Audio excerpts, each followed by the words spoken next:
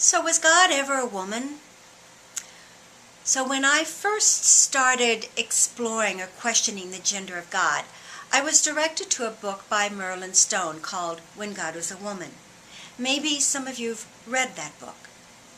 Well, I continued my research until I stumbled across the amazing work of Maria Gimbutas, who was an archaeologist and a linguist and an author. Her website calls her the archaeologist of the goddess. She devoted the last years of her life studying the Neolithic cultures of Europe, mainly Eastern and Southern Europe.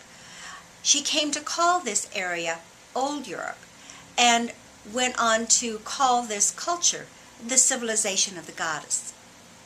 Well, according to Maria Gimbutas, these Neolithic inhabitants of Old Europe were a very peaceful agrarian society. They raised crops and domestic animals, they hunted wild game, they gathered fruits and nuts and plants that were in season. They were very close to nature. Nature was a part of their life, part of their secular and their religious life. There was no separation to them. The earth was their mother. They were dependent upon the earth. And they flowed with the cycles of the moon and the seasons, and of their own lives, the lives of humans, from birth to death to rebirth.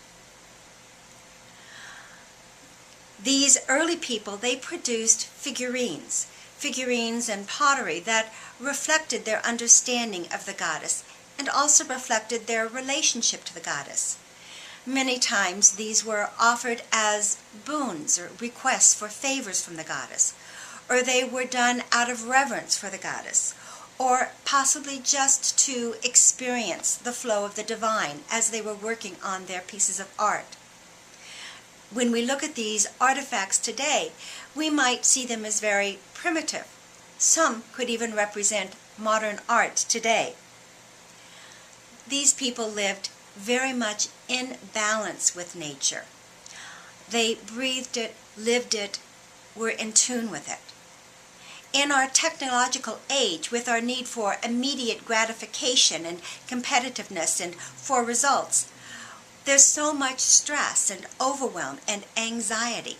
We're all focused on our products and what needs to be done. And none of us take time to really flow with the cycles of life or to be in tune with nature. We're just too focused on getting it done. So I encourage you just to take a few minutes to go to my website. Go to the Goddess section and do a little research of the information that I've put under the Neolithic Goddess. Take a look at the slideshow, the complimentary slideshow. And then once you've reviewed that material, take a few minutes, 10, 15 minutes, go walk in nature for a little bit and really be present. Be present with the sights and the sounds and the smells of nature.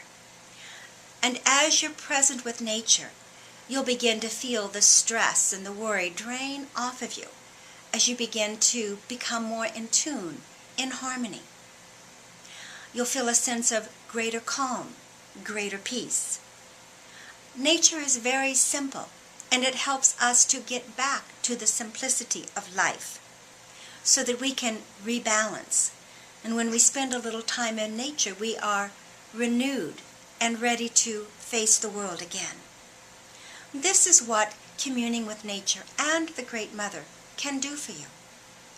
If you're curious about how to connect with other manifestations of the Divine Feminine, please visit my website, or you could also order my book, Celebrate the Divine Feminine, Reclaim Your Power with Ancient Goddess Wisdom, on my website.